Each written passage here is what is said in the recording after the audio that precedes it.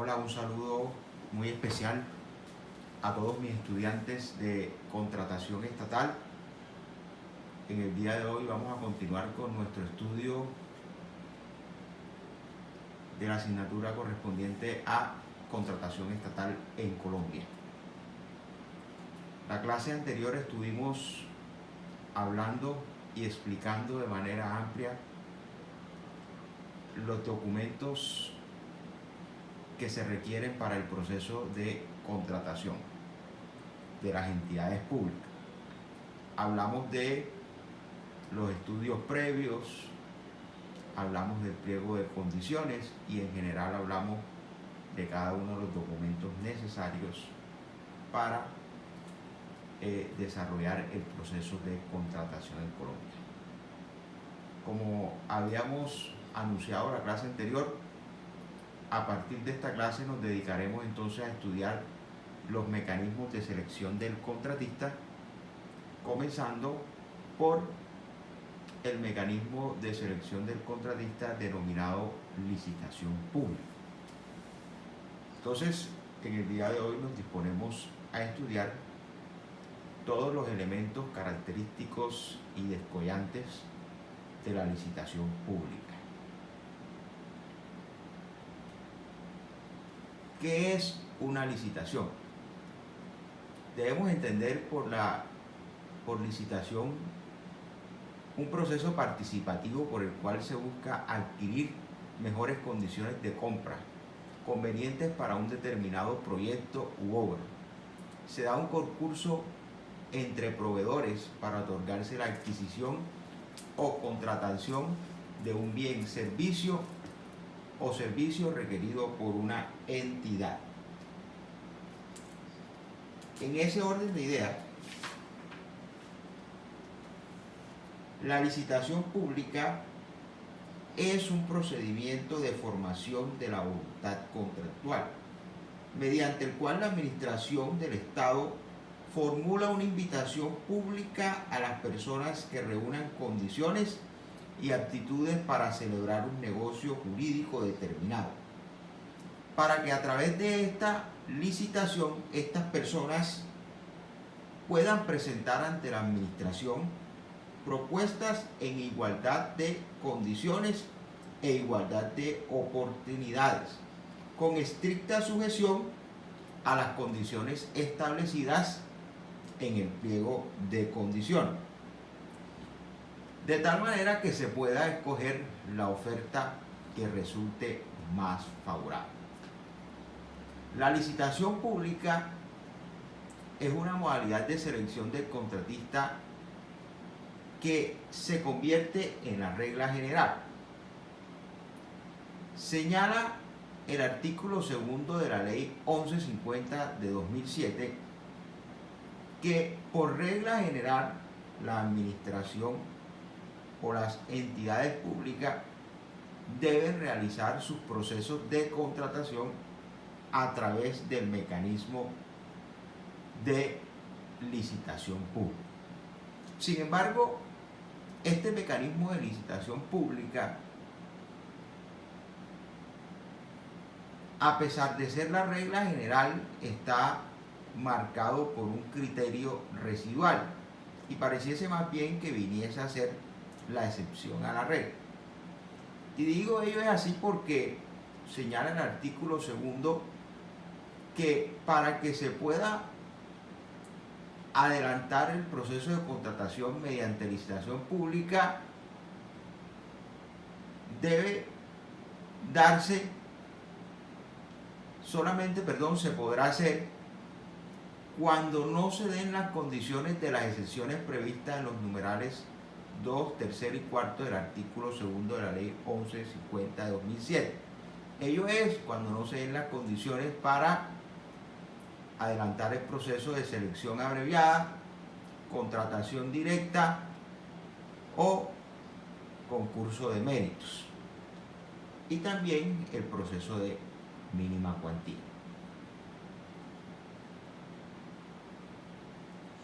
La licitación pública se puede efectuar cuando se den unos criterios específicos.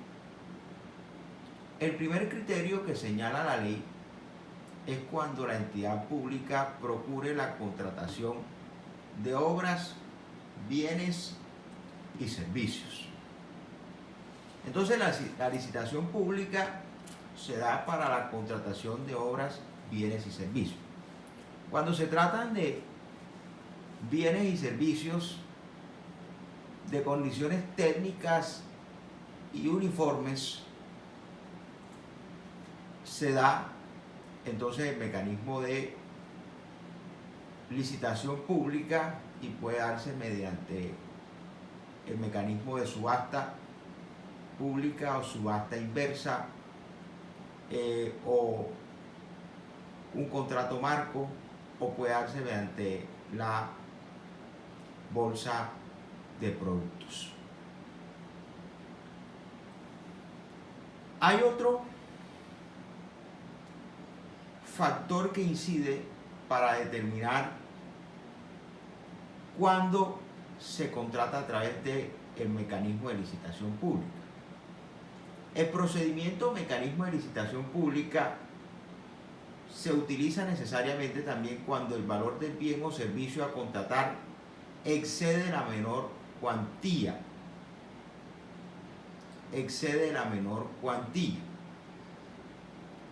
Es decir, excede los 280 salarios mínimos legales mensuales vigentes de acuerdo con lo establecido por el Consejo Profesional Nacional de Ingeniería.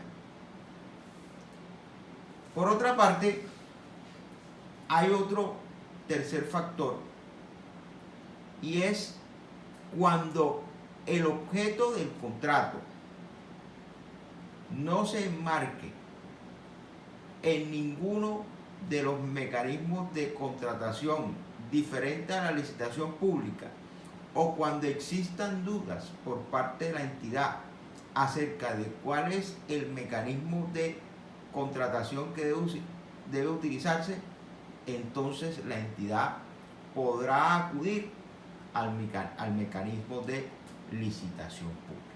Entonces tenemos aquí tres criterios importantes. El primero, cuando el objeto del contrato verse sobre la contratación de obras, bienes y servicios.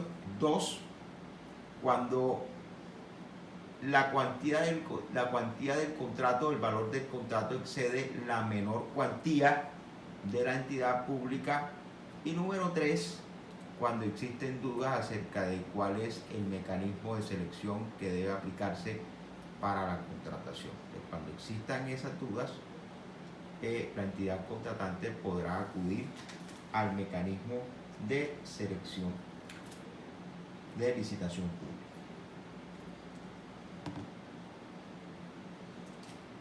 Características de la licitación pública. Corresponden a una modalidad de selección objetiva. Existe un solo procedimiento para seleccionar al contratista. Procede en los siguientes contratos: por su cuantía, por el objeto de los contratos o a discreción de la entidad, como ya hemos explicado. Ahora bien, cuando hablamos de licitación pública, tenemos que señalar lo siguiente.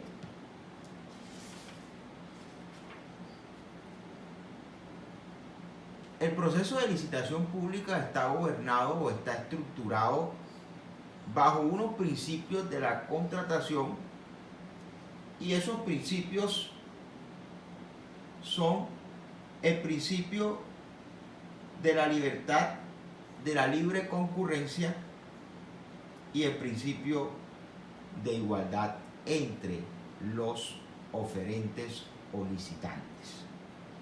Esos dos principios constituyen la base del proceso de licitación.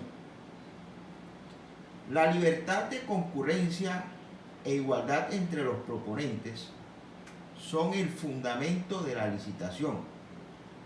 Constituyen su base ética jurídica y representan lo que implica de todas normas aplicables al procedimiento de selección del contratista debe sujetarse a estos principios.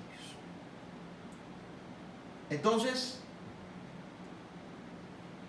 el proceso de licitación debe sujetarse todas y cada una de las normas que regulen el proceso de licitación, debe ceñirse a estos dos postulados, que repito son la libre concurrencia y la igualdad que debe existir entre los licitantes. En cuanto al principio de libertad de concurrencia, podemos decir que este garantiza el derecho de participar en el procedimiento licitatorio. Constituye una garantía para todas las personas, para que tengan la real posibilidad de ofrecer los bienes y servicios y obras que la administración pretende obtener en el tráfico jurídico. Es decir, la licitación tiene que hacerse de manera pública y tiene que permitirse a todas las personas que estén en condiciones de licitar su participación. La finalidad del principio de libertad de concurrencia es doble. En primer lugar, tiene la finalidad de asegurar a los asociados la igualdad de oportunidad, promoviendo la participación del mayor número de oferentes. Y en segundo lugar, busca facilitar la selección de quien presente la propuesta más favorable en beneficio del interés público. Entonces, fíjense que el principio de libertad de concurrencia va a garantizar que se puedan presentar al proceso el mayor número de oferentes posible, y número dos, va a garantizar que se escoja la propuesta o la oferta más favorable.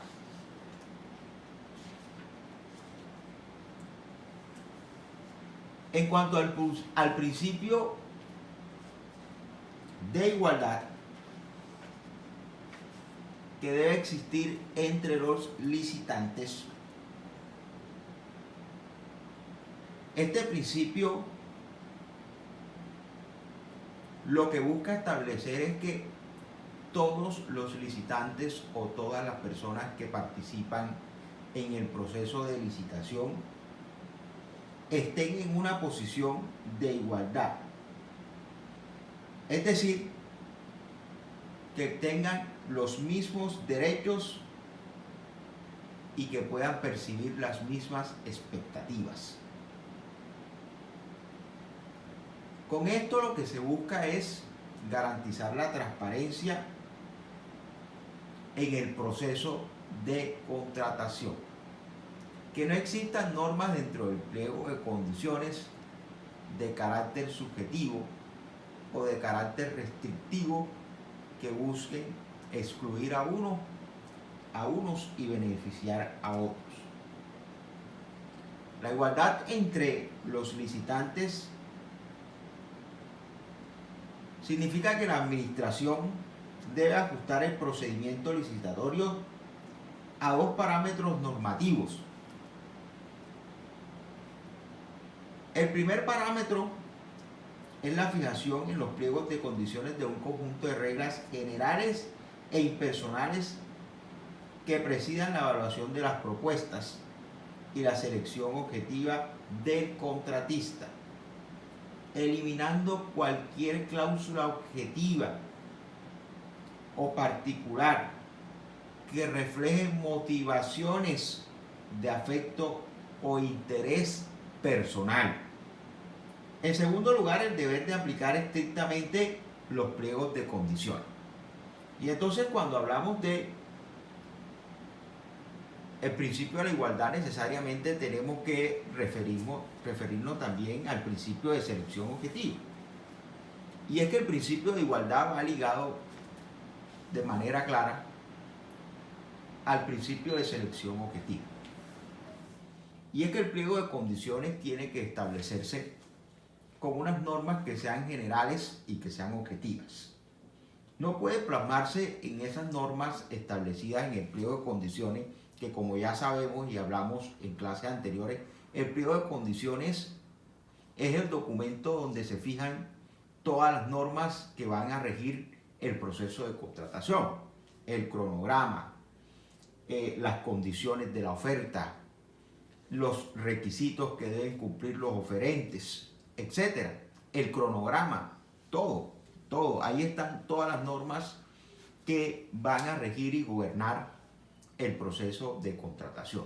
Entonces, en ese sentido, ese pliego de condiciones tiene que contener unas normas objetivas y que estén desprovistas de todo interés personal o subjetivo, de tal manera que se puedan aplicar de manera uniforme y en condiciones de igualdad a todos y cada uno de los participantes u oferentes.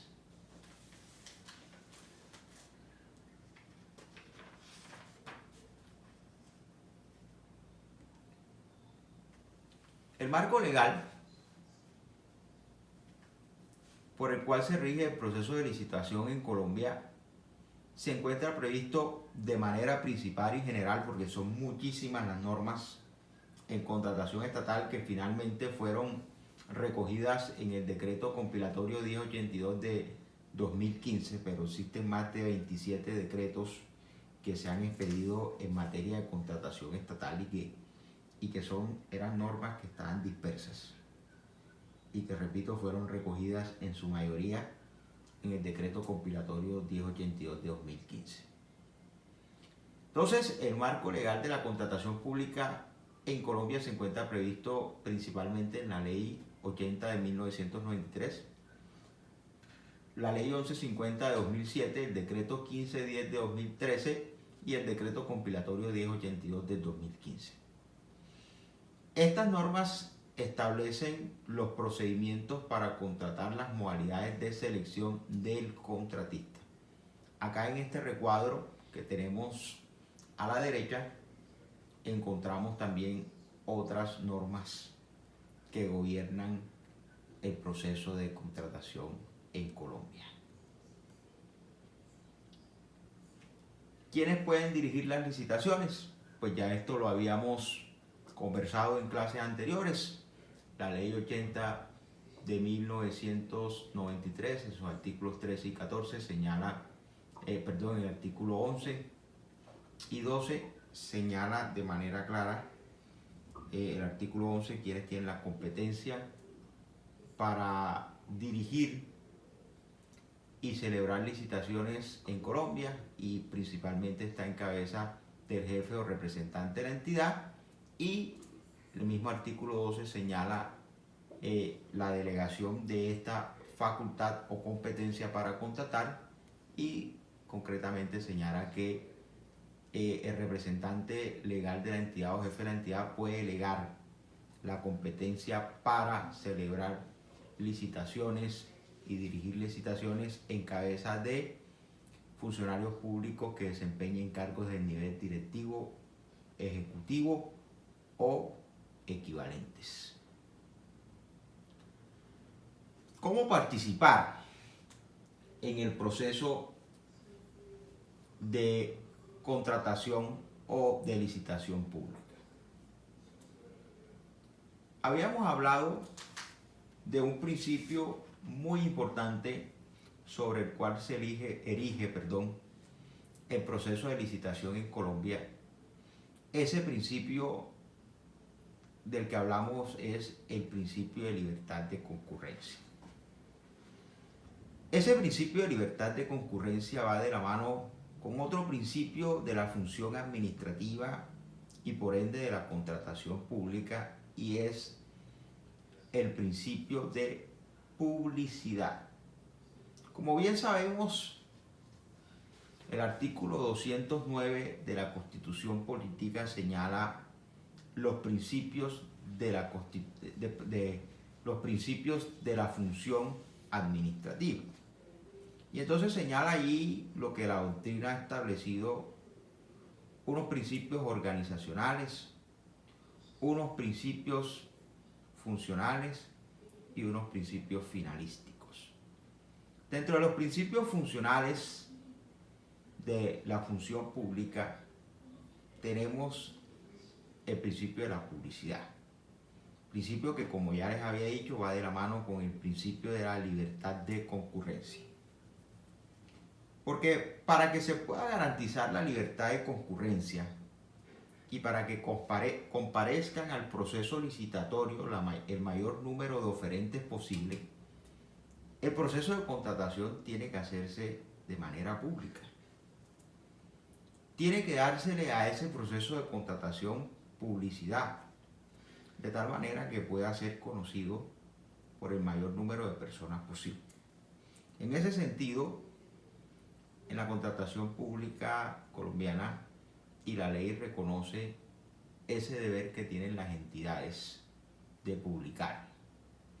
De hecho, el artículo 3 de la Ley 80 de 1993 señala el deber que tienen las entidades públicas de publicar las actuaciones dentro del proceso del contrato. Para esto entonces se ha creado el SECOP, y el SECOP tiene la función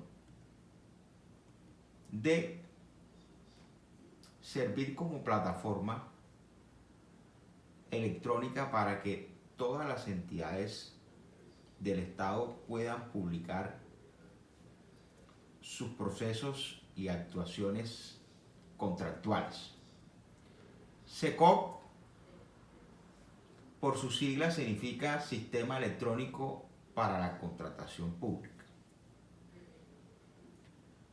¿Qué se busca con este sistema electrónico para la contratación pública? Lo que se busca es mejorar el acceso a la información para permitir la participación de la ciudadanía en general. En otras palabras, lo que busca el SECOP es darle publicidad a los procesos de contratación.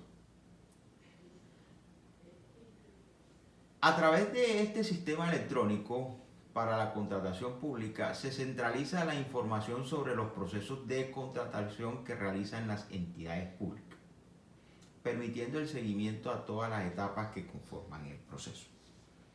Entonces, en el SECOP se deben publicar todas las actuaciones que realicen las entidades públicas dentro de un proceso de contratación, empezando por el aviso de convocatoria.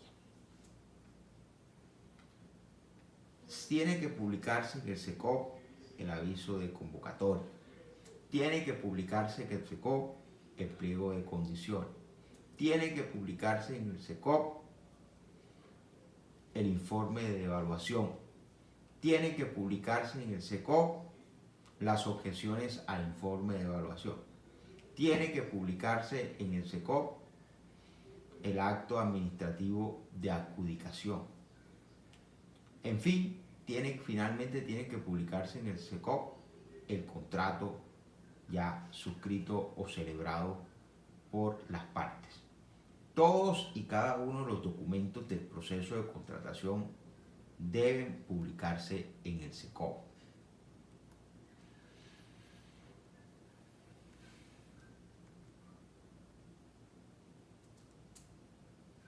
Bueno,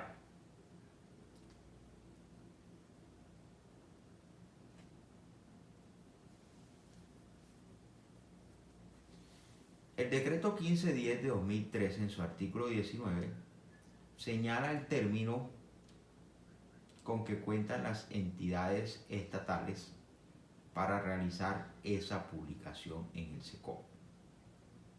Dice el artículo 19, la entidad estatal está obligada, escuche bien, está obligada, no es algo facultativo, no es que si lo tiene a bien, que si le parece, que si se le antoja, que si le da tiempo, no.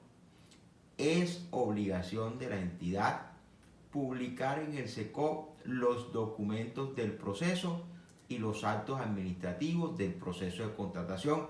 Y ahí está el término. Dentro de los 3 días siguientes a su expedición. Ojo, este término es perentorio. Expedido el documento dentro del proceso de contratación, la administración cuenta, la entidad estatal cuenta con 3 días siguientes a su expedición para publicarlo en el SECO.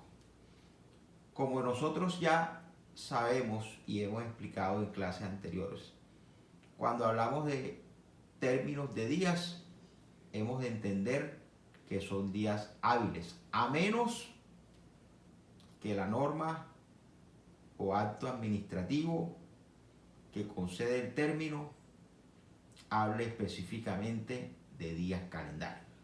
Pero en este caso, como simplemente habla de días sin especificar, hemos de entender que son días hábiles. Entonces, la administración cuenta con 3 días para publicar. Y esto es de mucho cuidado porque la no publicación de estos documentos en el SECO podría acarrear para el funcionario obligado a ello sanciones disciplinarias.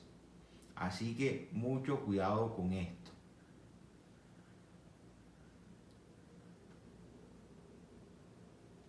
Todas las entidades del Estado están obligadas a publicar toda su actividad contractual en el SECO.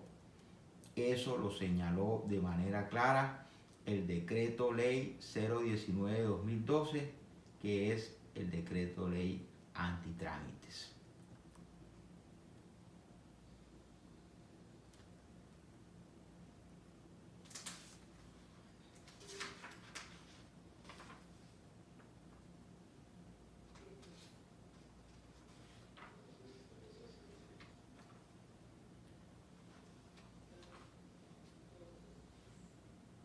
El artículo 3º de la ley 1150 de 2007, corrijo, anteriormente había hablado del artículo 3º de la ley 80 de 1993, es el artículo 3º de la ley 1150 de 2017, establece el deber y la necesidad que tienen las entidades de publicar todos los documentos y toda la información de los contratos en el sistema electrónico para la contratación pública. Fíjese lo que señala de manera clara entonces el artículo 3º. De conformidad con lo dispuesto en la ley 527 de 1999, la sustanciación de las actuaciones, la expedición de los actos administrativos, los documentos, contratos y en general los actos derivados de la actividad precontractual y contractual podrán tener lugar por medios electrónicos. Para el trámite, notificación y publicación de tales actos podrán utilizarse soportes, medios y aplicaciones electrónicas. Los mecanismos e instrumentos por medio de los cuales las entidades publicarán las obligaciones de publicidad del proceso contractual serán señalados por el Gobierno Nacional. Entonces, a raíz de esta norma que impuso al Gobierno Nacional el deber de regular este tema, se creó el sistema electrónico para la contratación pública. Bueno, vayamos entonces al procedimiento. Lo que es el procedimiento de licitación pública.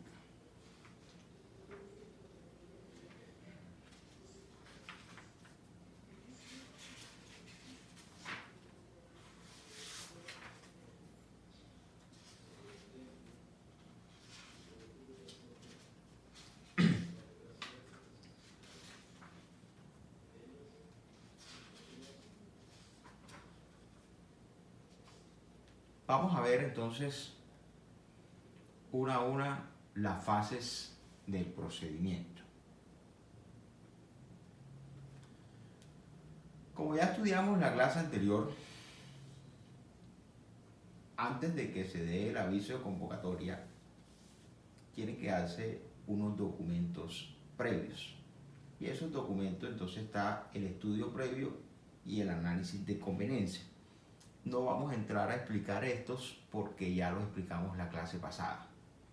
También explicamos lo que es el CDP y la necesidad que tiene la entidad pública de solicitar el CDP como aquel documento que garantiza los recursos o la apropiación presupuestal con que cuenta los recursos económicos con que cuenta la entidad para sufragar las obligaciones que se pretenden contraer en virtud del contrato.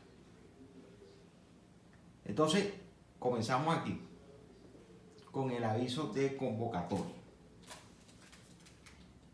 El primer paso o la primera fase del proceso de licitación lo encontramos en el aviso de convocatoria o el llamado a la licitación.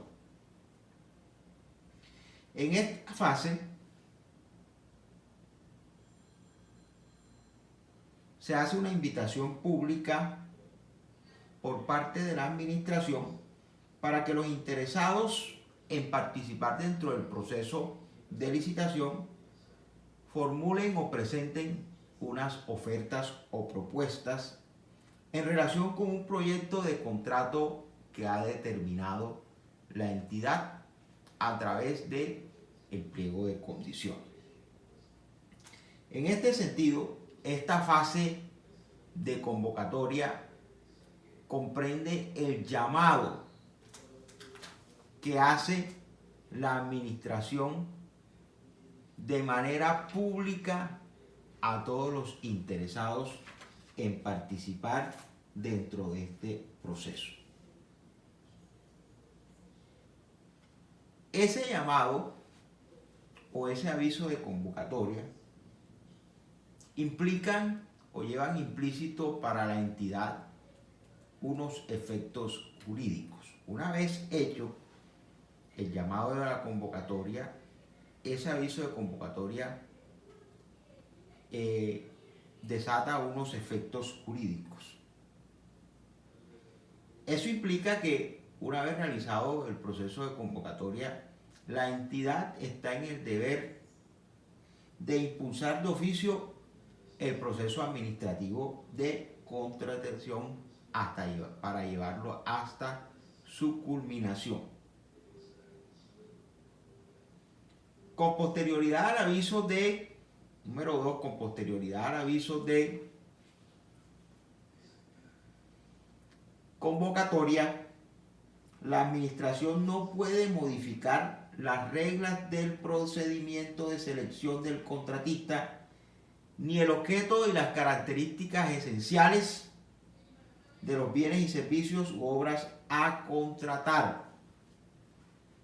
Entonces, esto implica que la administración debe hacer un trabajo muy acucioso en la elaboración del documento pliego de condiciones para que no esté modificando posteriormente, no exista la necesidad de modificar las condiciones de la oferta, las características de los bienes o servicios que se van a contratar o de la obra que se va a contratar.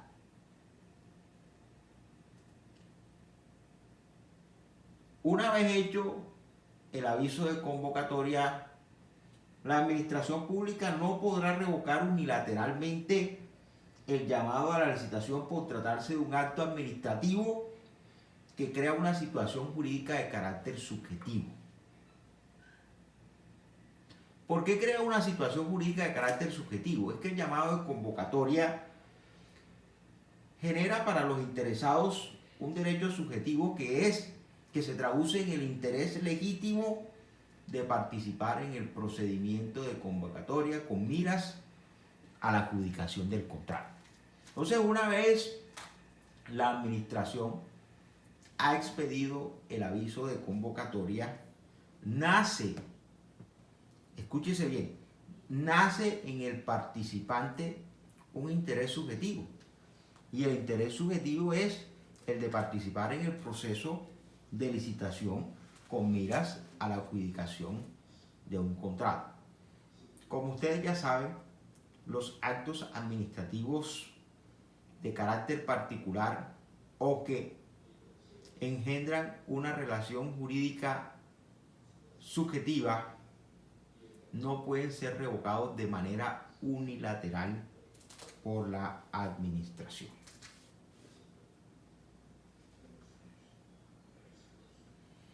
Allí entonces en la diapositiva estamos viendo de manera clara, estamos viendo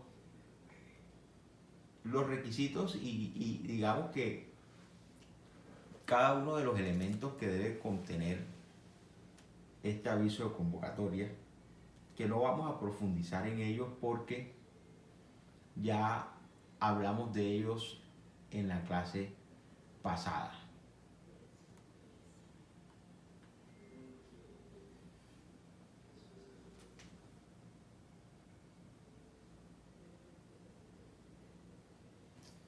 Ese aviso de convocatoria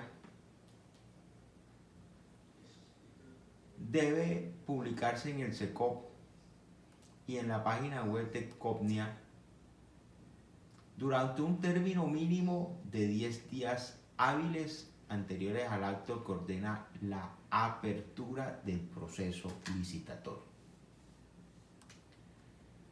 Ese término de 10 días, de mínimo 10 días, se da para que los posibles o potenciales oferentes puedan consultar allí las condiciones del proceso licitatorio.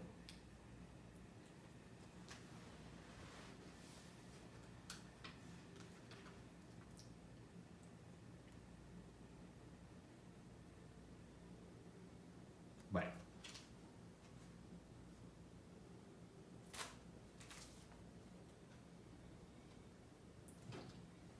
Cuando hablamos de SECOP y de la publicación del pliego o aviso de convocatoria, en el sistema electrónico para la contratación pública, estamos indudablemente hablando de la publicidad del aviso de convocatoria. Esa publicidad es necesaria para que la convocatoria como tal surta efectos jurídicos. Pues si no se hace público ese aviso de convocatoria, eso no surte ningún efecto jurídico, pues no se ha hecho público el proceso,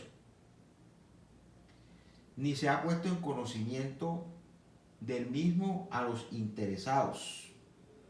La administración está en deber de publicar el aviso de convocatoria para que pueda, a través de esta publicación, dar a conocer a todos los interesados su intención de contratar unos bienes, servicios u obras.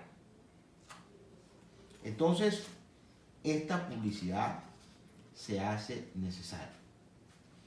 Ese aviso de convocatoria obviamente se hace a través, como habíamos dicho, de un acto administrativo. Y ese acto administrativo, como tal, es susceptible de control judicial. Es un acto administrativo autónomo, independiente del contrato, distinto del acto administrativo de adjudicación. Y repito, es susceptible de impugnación o de control judicial ante el contencioso administrativo. Al ser un acto administrativo, ese acto administrativo de convocatoria puede estar viciado de nulidad o puede adolecer de ilegalidad en sus elementos formales o materiales, o puede ser expedido por un funcionario incompetente, por ejemplo, o puede haber sido expedido en forma irregular. En fin, puede estar incurso en alguna de las causales de anulabilidad de los actos administrativos. Es posible que el acto administrativo denominado aviso de convocatoria consagre cláusulas que limiten la libre concurrencia o la igualdad de los proponentes.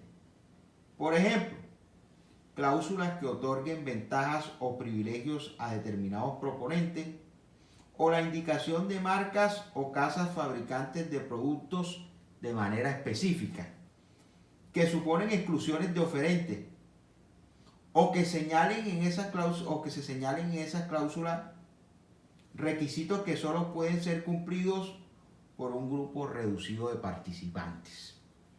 Entonces fíjese que cuando se señalan en estas cláusulas, cuando se señalan algunos elementos que limitan el principio de la libertad de concurrencia, es posible que el acto administrativo sea sujeto de control judicial por verse incurso en una causal de anulabilidad.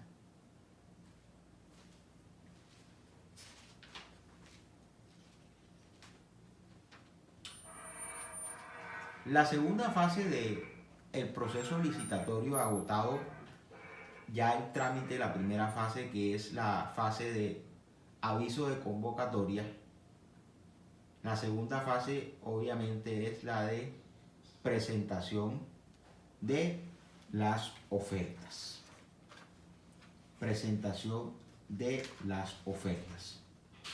En esa fase de presentación de las ofertas, esa es una fase que consiste en la presentación de propuestas por parte de las personas que atienden el llamado formulado por la administración. Entonces, todas las personas que crean que pueden cumplir las condiciones establecidas en el pliego de condiciones pueden atender el aviso de convocatoria y formular o presentar una oferta o propuesta.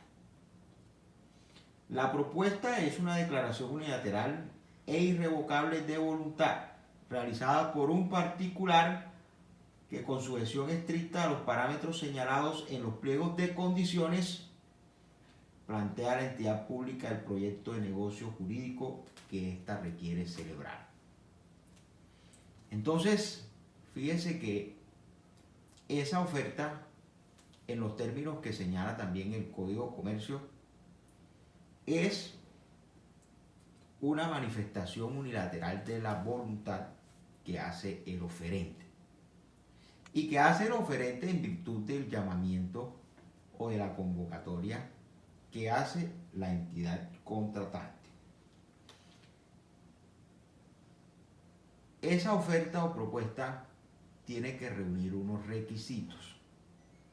Esos requisitos, ¿dónde vienen establecidos? Esos requisitos deben venir establecidos y señalados de manera clara en el pliego de condiciones. Hablamos de unos requisitos que se deben cumplir en cuanto al sujeto, es decir, en cuanto al oferente como tal. Para que la propuesta sea admisible, debe ser presentada obviamente por una persona que reúna todas las calidades subjetivas señaladas en la ley. En otras palabras, tiene que ser una persona que esté habilitada para contratar con el Estado, que tenga capacidad, no solo que tenga capacidad, porque cuando hablamos de capacidad legal, y actualmente en Colombia, como ya hemos expuesto claramente en clases anteriores, actualmente en Colombia la capacidad legal se restringe únicamente a los mayores de edad. Ya no podemos hablar de incapaces, que los mentecaptis son incapaces absolutos, no podemos hablar de que los sordomudos que no pueden darse a entender por un medio son incapaces, porque como bien sabemos, las nuevas tendencias jurídicas y la nueva normatividad jurídica ha señalado que solo es incapaz absoluto en Colombia el menor de edad. Entonces, en ese orden de ideas, la oferta debe reunir unos requisitos de carácter subjetivo, y es que el sujeto que presente la oferta tiene que, además de ser capaz, no debe estar incurso en ninguna causal de inhabilidad o incompatibilidad para contratar con el Estado. Esa oferta también debe reunir unos requisitos en cuanto al objeto de la misma. Y cuando hablamos de los requisitos en cuanto al objeto de la oferta, tenemos que señalar que la oferta debe ajustarse íntegramente al pliego de condiciones. Es decir, los bienes, servicios y obras que se pretenden contratar o que ofrezcan la entidad licitadora, la oferta que establezca la entidad licitadora debe cumplir con las condiciones establecidas por la entidad contratante en el pliego de condiciones. De tal manera que el oferente tiene que cumplir con las condiciones y características de los bienes y servicios u obra a contratar que ha señalado la entidad en el pliego de condiciones. No puede presentar bienes o servicios o características que presenten unas condiciones distintas a las señaladas en el pliego de condiciones.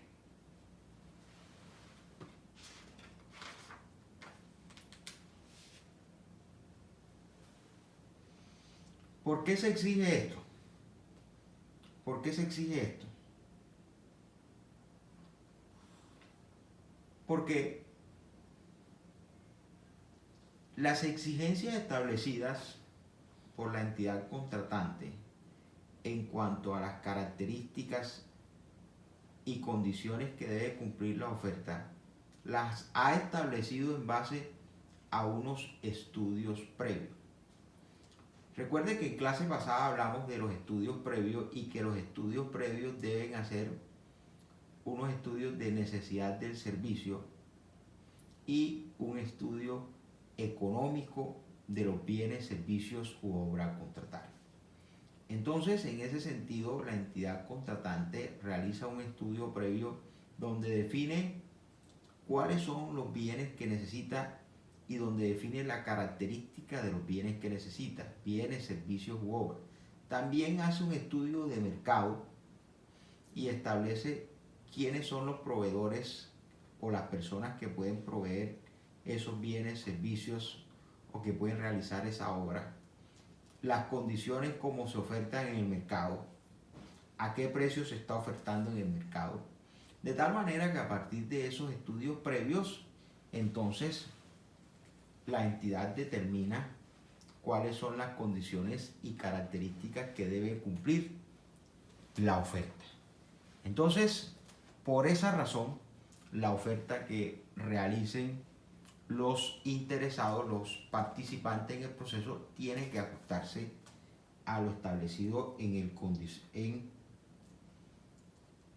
pliego de condiciones. Y número 2, con esta limitante, se trata de evitar la presentación de proposiciones inconvenientes para la administración o que el procedimiento licitatorio se convierta en algo, digamos, como una patente de corso que permita a los oferentes a mutuo propio configurar unilateralmente el objeto de la oferta, introduciendo características, factores o pretensiones diferentes a los establecidos en el pliego de condiciones.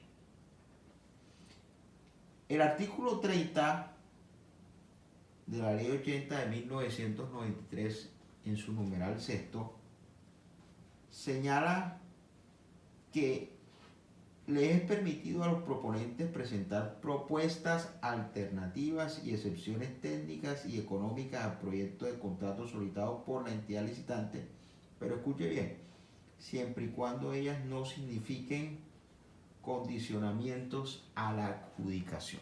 Entonces, es posible que algún oferente le haga una variante o alguna propuesta a la administración con algunos cambios, pero ello es posible siempre y cuando esa nueva propuesta no condicione a la administración, no signifique una variación en el objeto a contratar como tal.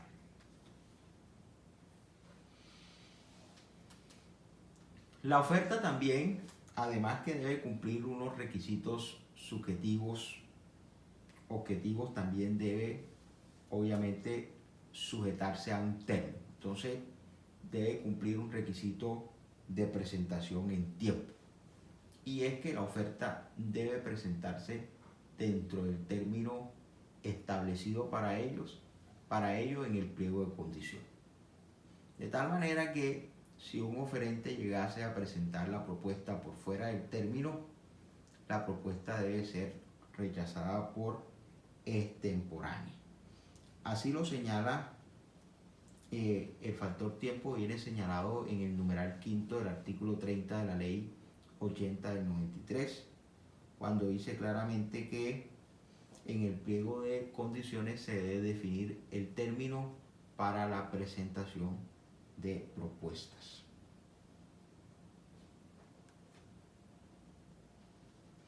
La ley como tal no determina un plazo para la presentación de la oferta. Le deja esta potestad de definir un plazo a la entidad contratante, pero la entidad contratante sí debe determinar en el pliego de condiciones un plazo fijo y concreto para la presentación de las ofertas.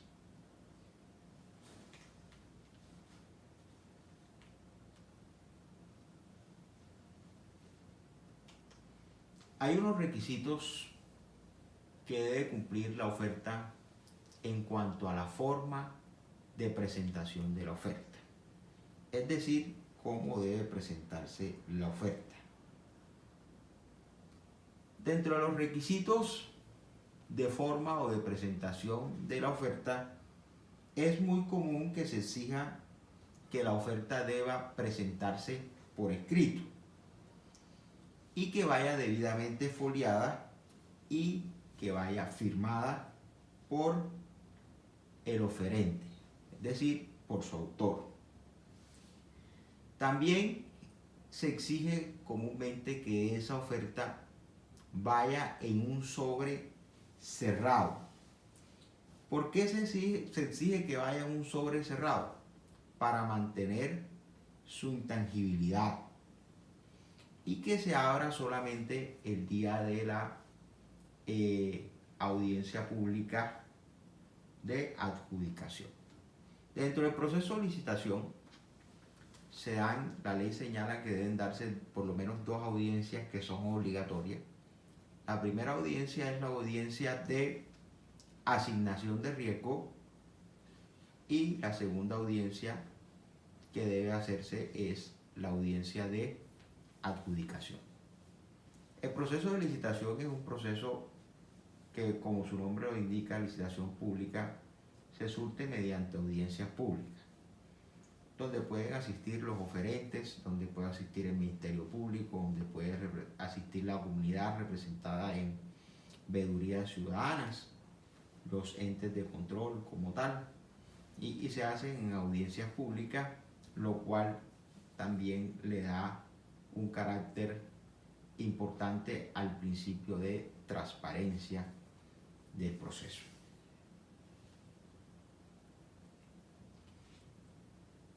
Volvemos entonces a los requisitos en cuanto a la forma en que se debe presentar la oferta. Entonces dijimos que debe presentarse normalmente por escrito, foliada, firmada y en sobre sellado.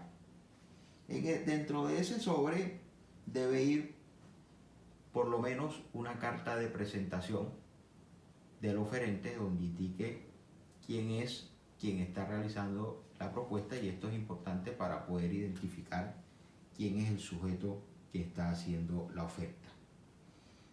También deben ir los documentos referentes al proponente, es decir, los documentos que permitan identificar e individualizar al proponente, si es una persona jurídica, obviamente tiene que ir el certificado de existencia y representación legal, el RUP, que es registro único de proponentes, y si es una persona natural, también debe ir su identificación y tiene que ir su RUP. Dentro de este sobre también deben ir los documentos referentes a la propuesta. Entonces, el oferente debe acompañar los documentos que sirven de soporte a la propuesta y que permitan a la entidad pública realizar la comparación objetiva.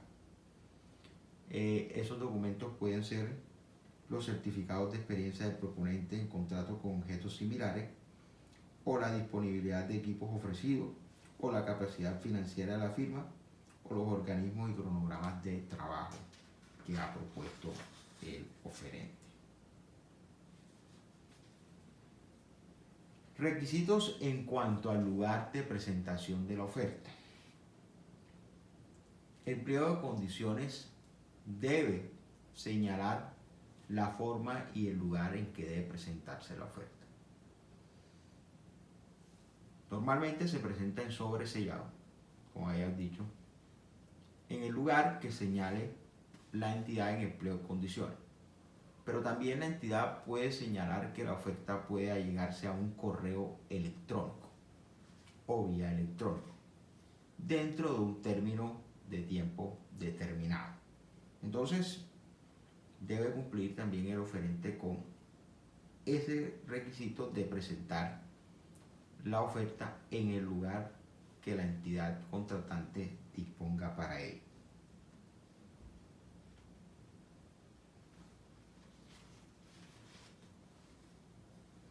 ¿Cuáles son los efectos de la oferta una vez presentada? Una vez presentada la oferta, esta crea en el proponente una situación jurídica de carácter particular y concreta, que se manifiesta en un conjunto de derechos subjetivos e intereses legítimos que se crean en su favor frente a la administración pública. Obviamente, como habíamos dicho anteriormente, una vez se expide el aviso de convocatoria, se presenta la oferta, nace en el oferente un interés legítimo que se traduce en el deseo de la adjudicación del contrato. Otro de los efectos que produce la presentación de la oferta es que una vez presentada la propuesta por el licitador, la misma se torna en inmodificable. Una vez presentada la oferta, la misma se torna en inmodificable. Ello quiere decir que el oferente no puede modificar la oferta una vez presentada. Otro efecto jurídico es que una vez presentada la propuesta, la misma deviene irrevocable. Ya el oferente no puede revocar la oferta. Y otro efecto jurídico es que una vez presentada la oferta, la misma obliga al oferente a su cumplimiento. De hecho, una de las causales para sancionar a un contratista o con inhabilidad e incompatibilidad para celebrar contratos estatales es que no haya suscrito un contrato adjudicado. ¿Y qué significa eso? Eso significa que, en otras palabras, el oferente no haya cumplido con el cumplimiento del ofertado.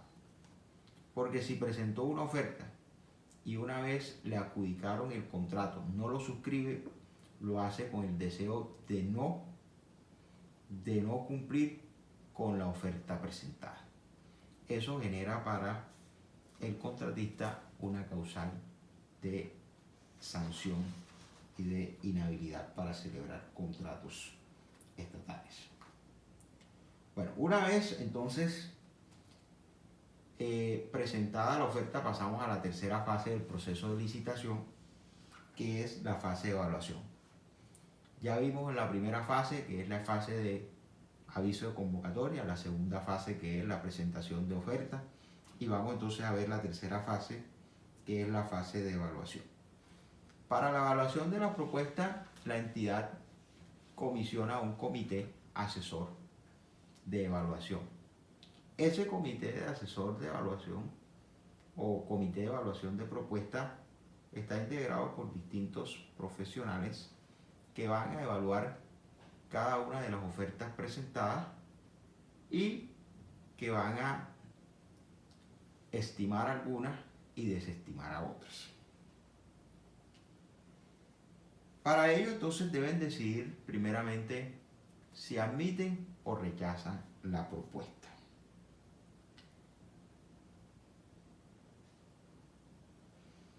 Para resolver sobre la admisión o rechazo de la propuesta, el comité evaluador debe desarrollar un estudio para mirar, número 1, la capacidad jurídica del oferente. Entonces tiene que entrar a estudiar si el oferente tiene capacidad jurídica para contratar con la entidad. Es decir, tiene que revisar que el oferente obviamente no esté inhabilitado o no esté incurso en una causal de incompatibilidad para contratar con el Estado. Tiene que verificar que si es una persona jurídica esté debidamente representada, que tenga capacidad obviamente y que se encuentre registrado en el registro único de proponentes. Esos son básicamente los requisitos que debe verificar el comité evaluador para poder definir si admite o rechaza una propuesta. Obviamente, si una propuesta no pasa este filtro y, por ejemplo, el proponente está en curso en una causal de inhabilidad o no está escrito en el registro único de proponentes, la propuesta debe ser rechazada.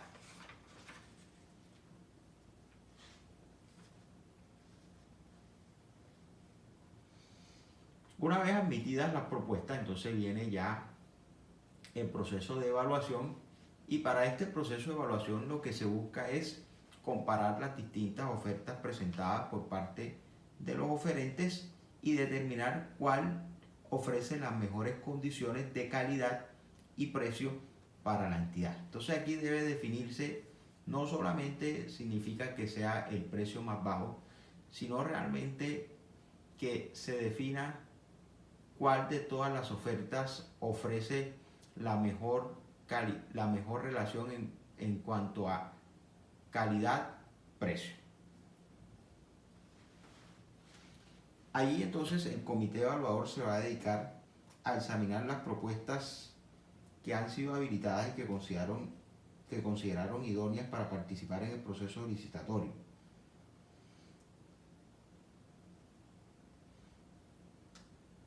¿Cómo hacen esa comparación? Esa comparación no pueden hacerla de manera subjetiva o personal, sino que tienen que hacerla basada en los criterios establecidos en Empleo de Condiciones. Recuerde que Empleo de Condiciones estableció unos criterios para la presentación de la oferta.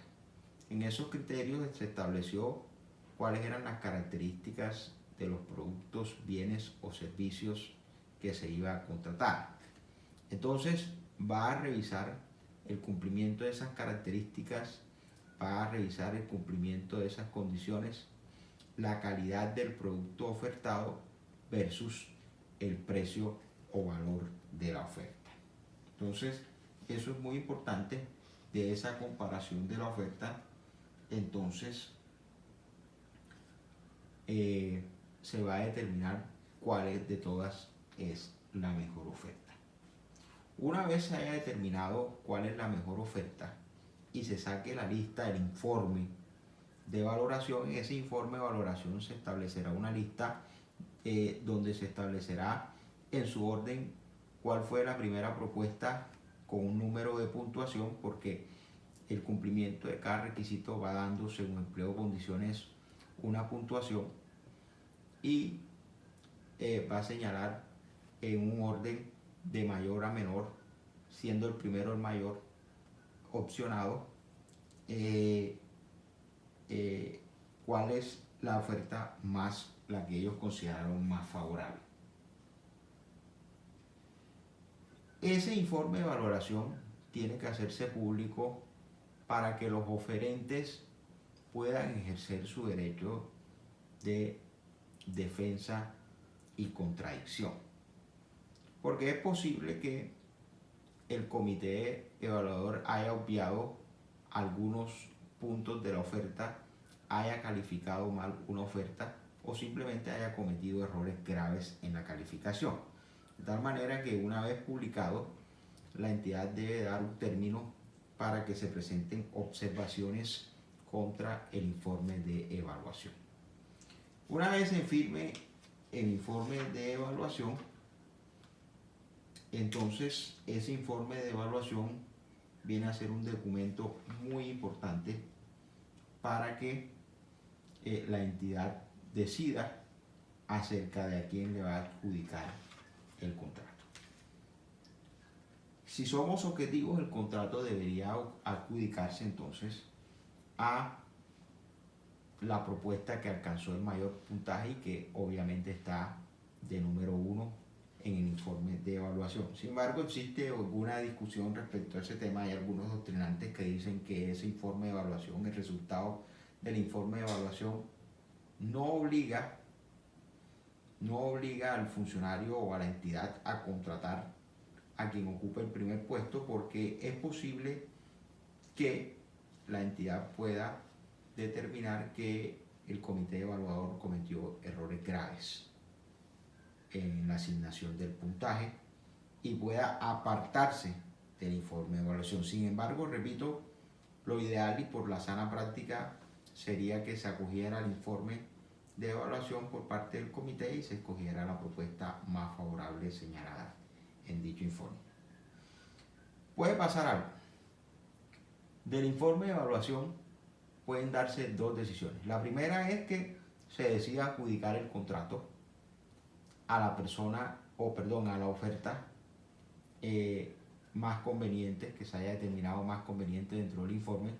O segundo, que ninguna propuesta haya cumplido con los requisitos o que ningún oferente haya cumplido con las condiciones establecidas en el pliego de condiciones y se declara entonces la licitación desierta.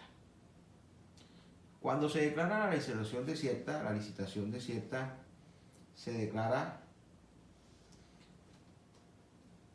porque se declara claramente la licitación desierta por dos razones. Una, porque ninguno de los oferentes cumple con los requisitos de aptitud señalado en el pliego de condiciones. O dos, porque las ofertas como tal no cumplen con las características y condiciones señaladas en el pliego de condiciones. Entonces fíjese que uno es en cuanto a las personas que presentan la oferta y lo segundo es en cuanto a la oferta como tal. Entonces, cuando se den estos dos supuestos de hecho, la entidad deberá declarar desierta la oferta. Pero supongamos que hubo una oferta, también hay, antes de pasar, también hay lugar a declarar desierta la oferta cuando no se presentan por lo menos dos oferentes. Deben presentarse por lo menos dos oferentes para que haya un proceso de licitación. Porque es que el proceso de licitación supone un proceso competitivo entre por lo menos dos oferentes que permita la comparación de ofertas. Si no hay pluralidad de oferentes, si no se permite la comparación de la oferta, entonces hay lugar a la declaratoria desierta del proceso licitatorio. Entonces, finalmente, una vez presentado el informe de evaluación, la fase final es la fase de adjudicación. Esta fase de adjudicación es la fase final del proceso de contratación y se da a través de la expedición de un acto administrativo. Este acto administrativo debe estar sujeto a una ritualidad que señala la ley y es un acto administrativo que se debe expedir, que debe ser motivado por la administración. En ese acto administrativo, la administración debe explicar cuáles son las razones de hecho y derecho que llevaron a la escogencia de la oferta y a la adjudicación del contrato como tal.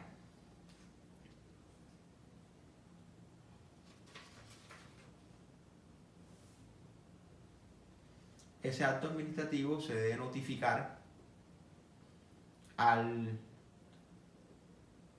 ese acto administrativo debe notificarse al oferente favorecido con el acto administrativo de adjudicación de manera personal.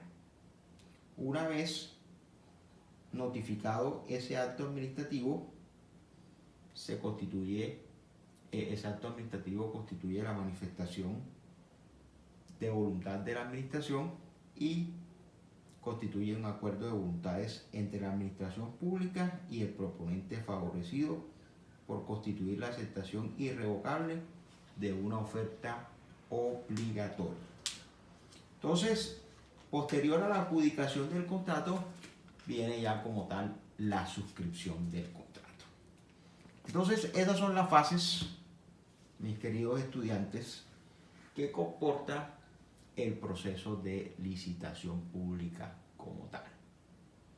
O sea, ahí tenemos entonces los documentos de respuesta a observaciones al proyecto, la resolución de apertura, las adendas que, como ya lo hemos explicado en clases anteriores, no son otra cosa que los documentos por medio de los cuales se pueden hacer modificaciones al pliego de condiciones y que estas modificaciones pueden hacerse por parte de la entidad hasta antes de la presentación del término para presentación de la oferta, y que con posterioridad a la presentación de la oferta se pueden hacer algunas modificaciones al pliego de condiciones, pero solo en lo concerniente al cronograma. Bueno, creo que hemos explicado de manera clara y concisa los aspectos más relevantes o más descollantes de el proceso de licitación pública. Si tienen alguna inquietud o alguna duda, pueden dejarla abajo en el link o pueden manifestarla a través del grupo de WhatsApp.